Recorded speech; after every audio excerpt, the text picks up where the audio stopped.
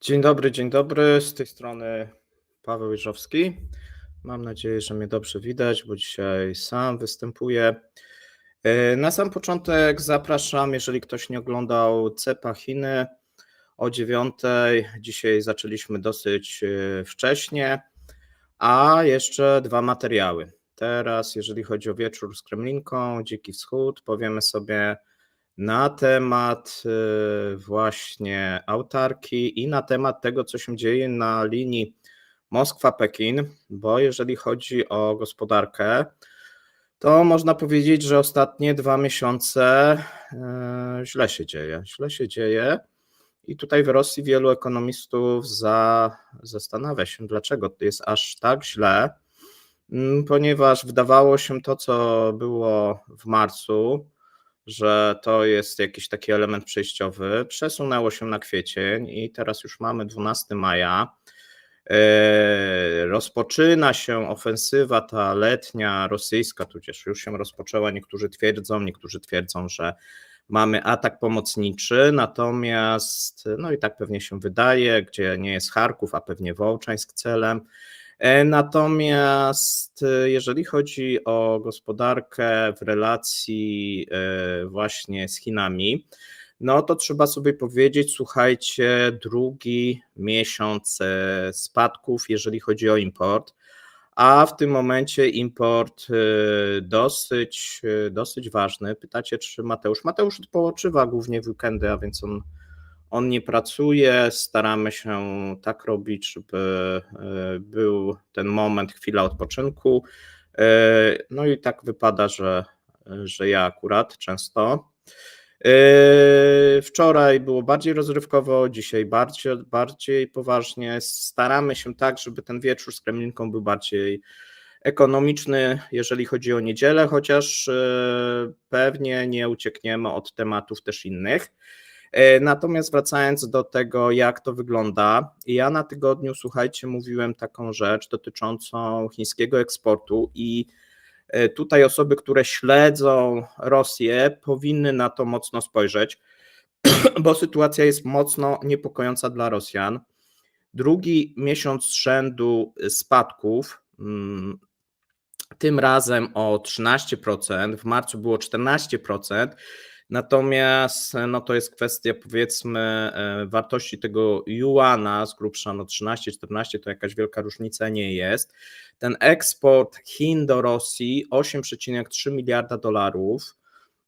Wydawało się, że on przekroczy w tym roku tak miesięcznie spokojnie ponad 10 miliardów, szczególnie, że Chiny postawiły bardzo mocno na eksport. Tutaj zaraz sobie powiemy, być może będziemy mieli dewaluację juana, dlatego że z punktu widzenia technicznego jest w dosyć groźnym miejscu, natomiast ten eksport Chinom jest potrzebny, ponieważ rynek wewnętrzny w tym momencie nie daje takich profitów jak ten rynek zewnętrzny.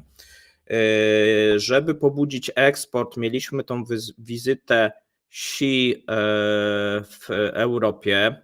Widzimy, że pewne rzeczy udały się, jeżeli chodzi o Serbię, jeżeli chodzi o Węgry, no tutaj koledzy o tym mówili.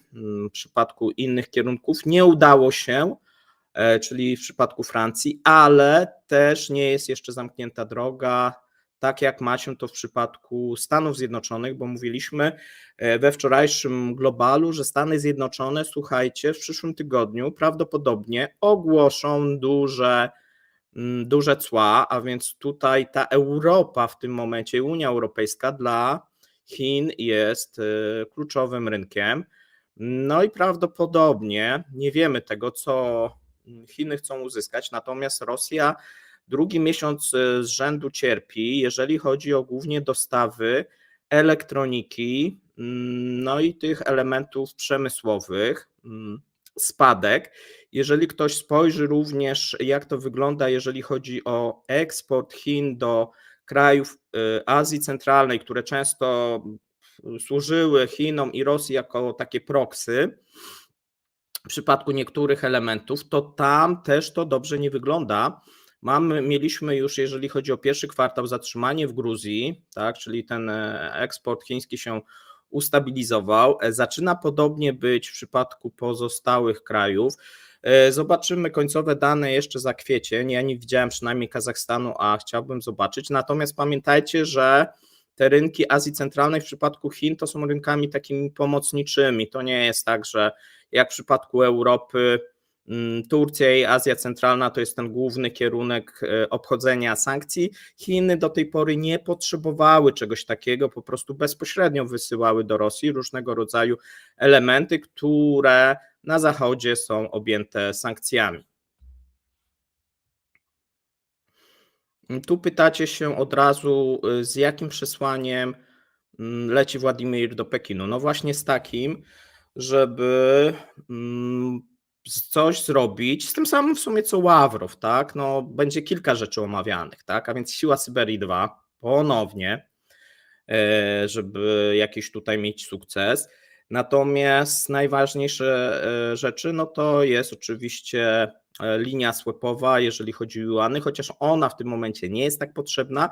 Najbardziej istotne jest prawdopodobnie albo korzystanie w rozliczeniach, no wydaje się, że z chińskiego systemu płatniczego i odblokowanie tych płatności w tym momencie juanowych, bo doszło do takiej dziwnej sytuacji, że Rosjanie płacą juanami, robią przedpłaty i to dotyczy już przemysłu zbrojeniowego.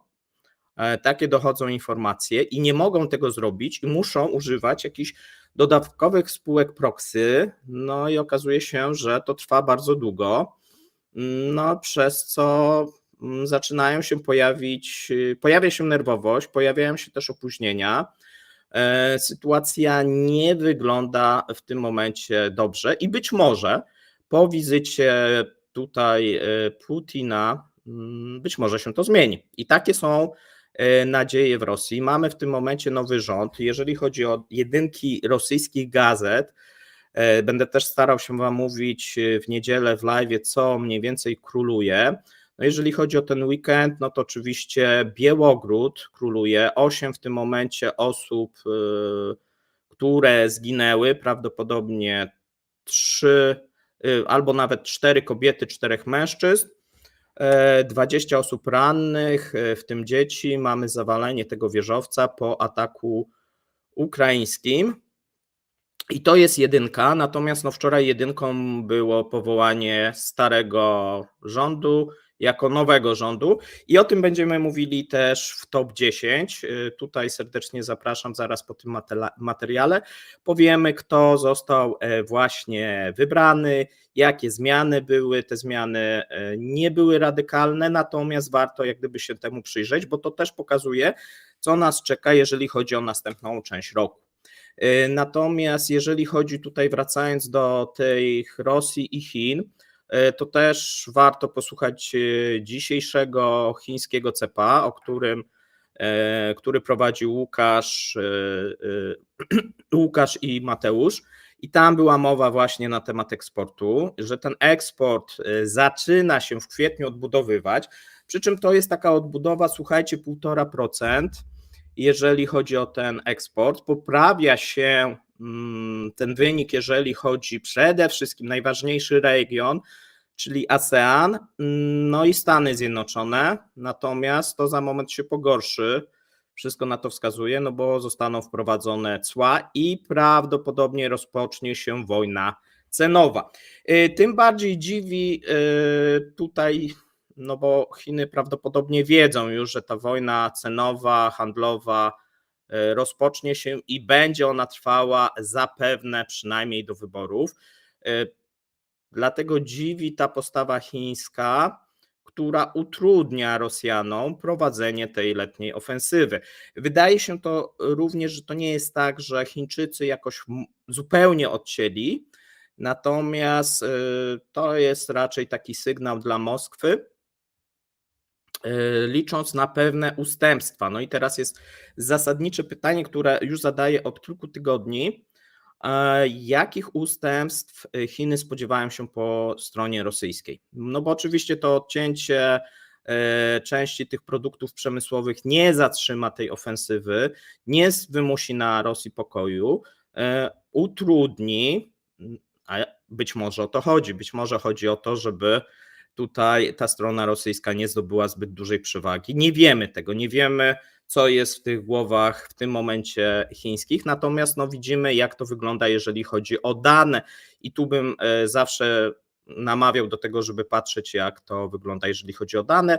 Tutaj być może możemy tworzyć różne tezy, co Chińczykami powoduje, natomiast ta oficjalna wersja, chyba nikt jej nie kupuje, to znaczy oficjalna wersja jest taka, że są amerykańskie sankcje i chińskie banki nie mogą rozliczać tych transakcji, ponieważ się obawiają jakichś kontrsankcji.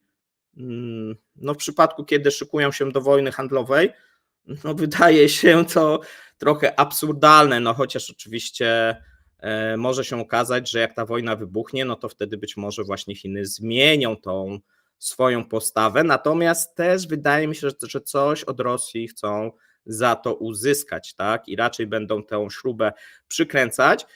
To się oczywiście podoba w Europie, czyli w tych krajach Unii Europejskiej, w Niemczech, które w tym momencie są takim głównym, oprócz oczywiście Węgier i Serbii, głównym sojusznikiem, jeżeli chodzi o Unię Europejską, Chin, pomimo że te wypowiedzi są takie, jak to Scholz, że i popierają, ale biznes. W każdym razie to Niemcy blokują rozpoczęcie czy zwiększenie właśnie presji na Chiny i rozpoczęcie wojny handlowej z Chinami, a zagrożenie w tym momencie jest ogromne ze strony Chin, dlatego że mamy olbrzymią nierównowagę, jeżeli chodzi o handel, i to nie jest tylko problem Stanów Zjednoczonych, to jest problem też Europy, tak? Zalewają nas towary chińskie, Europa, która do tej pory tak dzielnie broniła się przed na przykład towarami amerykańskimi, nie potrafi się obronić dziwnym trafem przed towarami chińskimi. I tu oczywiście Niemcy i ich przemysł blokuje wszystkie, jak gdyby tutaj blokuje wszystkie aktywności, które zmierzałyby k ograniczeniu tego.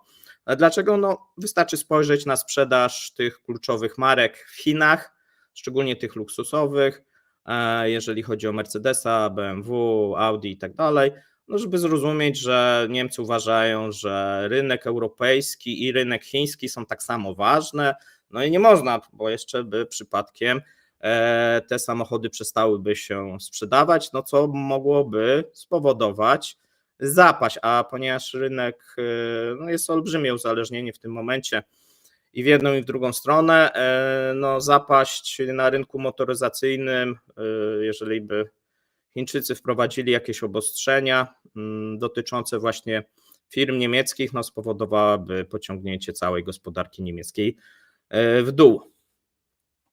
I to tutaj jest, to nie jest jakąś wielką tajemnicą. Niemcy mówią o tym otwarcie, że nie mogą sobie teraz pozwolić na jakąś wielką wojnę z Chinami. Tutaj muszą chronić własny, w ich mniemaniu, to mamy taki sam kazus jak w przypadku Rosji, oni też nie mogli sobie wtedy pozwolić. Część oczywiście mówi, że mamy teraz te skutki, tak, odwrócenia się od Rosji. W przypadku Chin, jeżeli by doszło do wojny handlowej pomiędzy Unią Europejską a Chinami, skutki dla Niemiec byłyby opłakane, to też trzeba sobie powiedzieć, i na pewno by tutaj firmy niemieckie ucierpiały, i też inne firmy europejskie.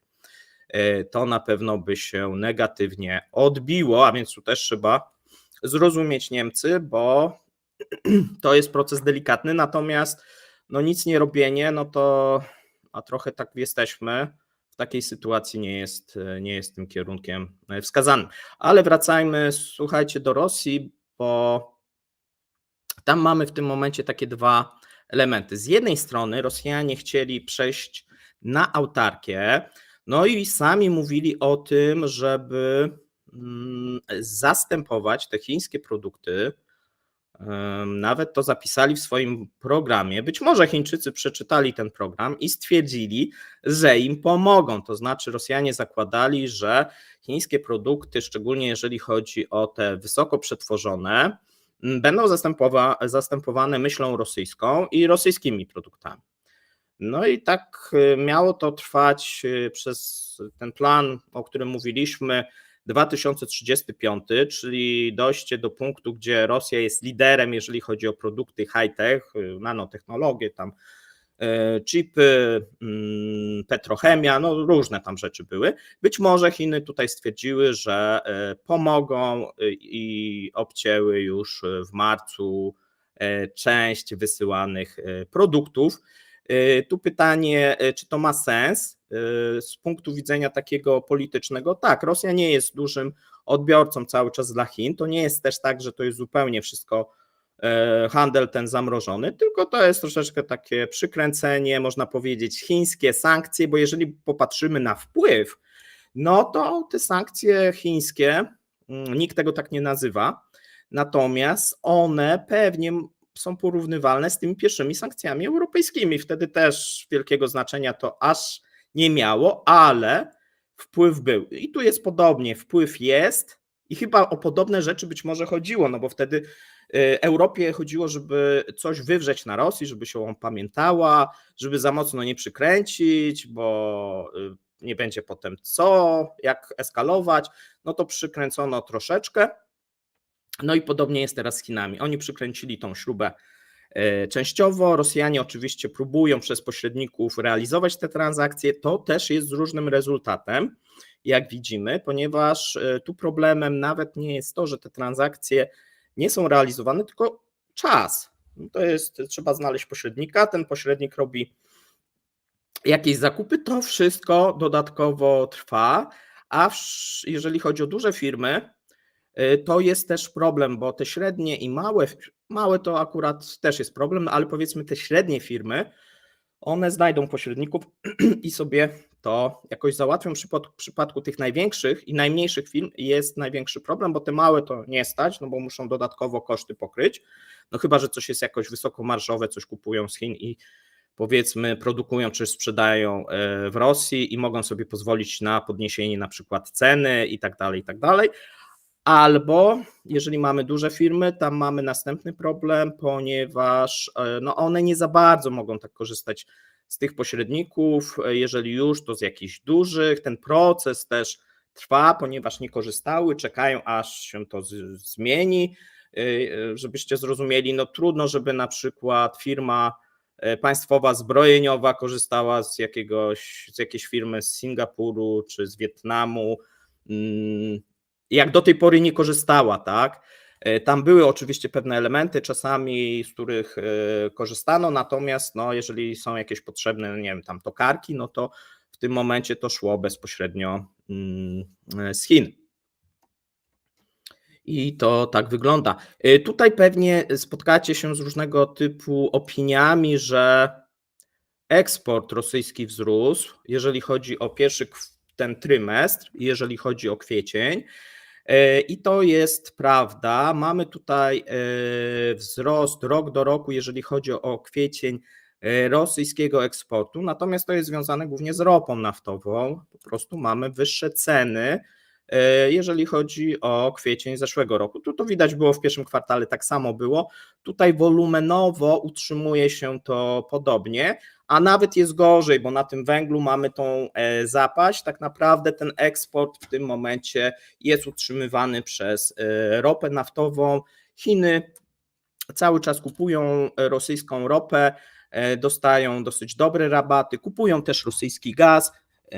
Mówiłem ostatnio, że tam jest 28% rabatu. W przypadku ropy to zależy od gatunku, zależy też od kontraktu. Są te rabaty różne, od powiedzmy 5 nawet do $15 potrafią wynosić. Dobrze, i teraz słuchajcie, jeżeli są pytania do tego tematu, to prośba tutaj o zadawanie. Jeżeli jakieś inne, to też odpowiem. Ja jeszcze króciutko powiem, jak przyszły tydzień będzie wyglądał, jeżeli chodzi o Kremlinkę. Dzisiaj jeszcze top 10, natomiast w poniedziałek o 9 oczywiście codzienny ekonomiczny przegląd, o 17 powinien być komentarz, jeszcze nie wiem jaki temat, natomiast we wtorek CEP Ukraina, w środę lupa z Markiem, no i w czwartek nowość. Jeżeli wszystko dobrze pójdzie, to ogłosimy CEP Niemcy, tak? A więc tutaj część z Was pisała, że taki format chcieliby lub tak, że chcieliby oglądać, no to stwierdziliśmy, że coś takiego przygotujemy. Będziemy pewnie to robić, jeżeli dobrze pójdzie, właśnie już w przyszły czwartek o godzinie 17.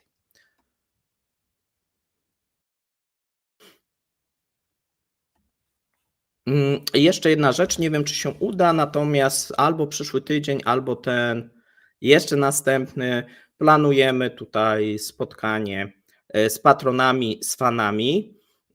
Tutaj z tych nowości będziemy je omawiać, tak, co się pojawiło, jacy nowi prowadzący. No wczoraj z tych nowości, tak jak widzieliście, był wieczór z Wacławem. Części osób przypadł, części osób nie.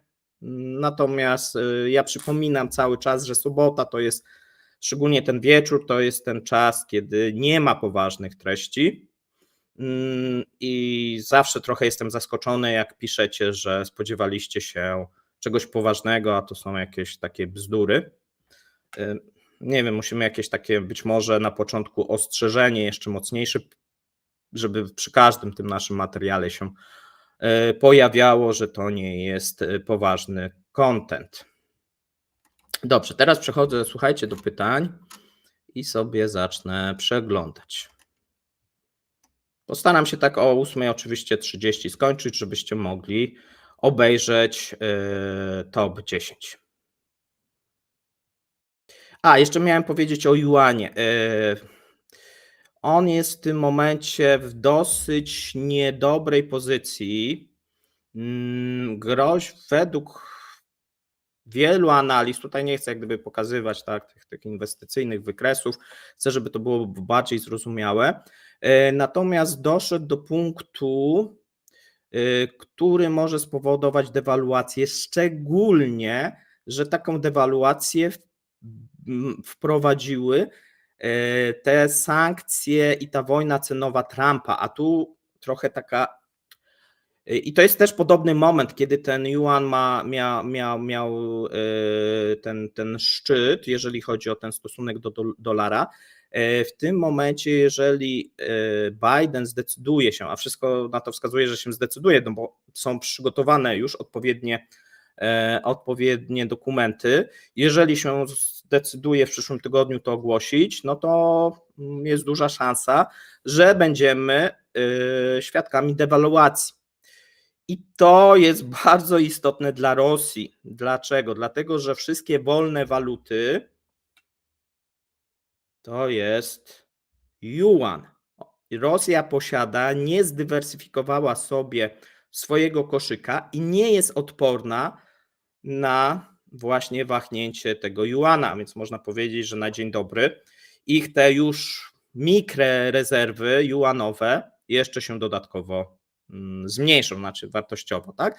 Natomiast no tutaj liczą na to złoto, natomiast złoto jest zależne, o czym też mówiliśmy wczoraj, od decyzji Fedu, a tu jeżeli odczyty inflacyjne, i znowuż należy patrzeć na te odczyty inflacyjne ze Stanów Zjednoczonych, albo będą podobne jak były, albo jeżeli byłyby niższe, no to mamy obniżkę w lipcu. A więc tutaj uwaga, jeżeli ktoś trzyma złoto, żeby sobie sprawdzał, jaka jest inflacja, żeby potem nie był zaskoczony, tak, kiedy to złoto mu spikuje, tak, no bo w tym momencie mamy troszeczkę taki już nawet można powiedzieć, że spekulacyjny wzrost, takie zresztą złoto to lubi, to nie jest jak gdyby pierwszy taki rajd tego złota, on też nie jest jakiś przesadnie duży, a więc tam jeszcze miejsce na wzrosty jest, ale jeżeli będą zapowiedzi tych obniżek, no to wtedy to złoto może zacząć co niektórych parzyć. E, Dobrze, teraz miałem przejść do tych pytań, to przechodzę, bo 5 minut i w końcu żadnego Wam nie przeczytam, a pewnie. Żeby mieć autarkię, to trzeba mieć rynek wewnętrzny. I to jest największa słabość. Brawo, Wiktor. Chiny próbują, tak? Próbowali na przykład ostatnio dzięki rynkowi wewnętrznemu pobudzać swój wzrost gospodarczy i Chinom się nie udało. Natomiast no, tu jest założenie trochę inne, że ta autarkia nie będzie taka, że tak powiem, rynkowa, tylko po prostu nie będzie chińskiego smartfona, będzie rosyjski. Nieważne, czy on będzie działał, czy nie będzie działał.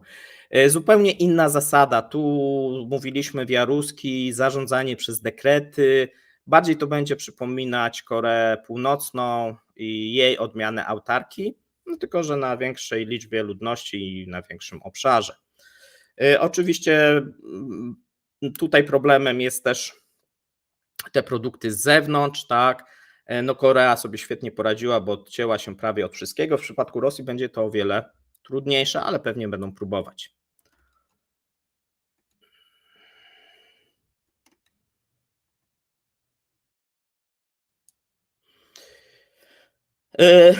No nie wiemy właśnie, czy długo pociągną. I to jest to samo pytanie, ja sobie sam zadaję, bo nie wiemy, jak to ma wyglądać i o co Chinom chodzi. Czy chodzi o to, żeby jakieś ustępstwo ze strony Rosjan uzyskać, czy też uważają, że nie są gotowi do konfrontacji z Zachodem? Nie wiemy, tak? No naprawdę nie wiemy, jak to jest w głowie przewodniczącego, a myślę, że tam trzeba by szukać rozwiązania tej zagadki. To pytanie jest do Łukasza, ja mu zadawałem, on też nie wie, no ale będziemy patrzeć.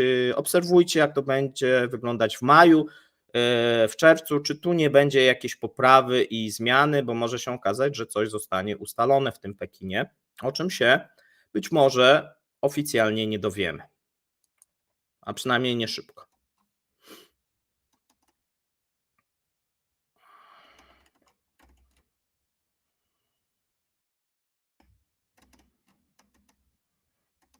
Dobrze, jeszcze słuchajcie, jedno pytanie. To jest chyba to samo od Kasi. Tak, no wiele rzeczy może Putin uzyskać, tak mówiłem, ta siła Syberii, właśnie to odmrożenie tych sankcji, powiedzmy, tych chińskich, współpraca wojskowa, no tych elementów myślę, że jest dosyć dużo.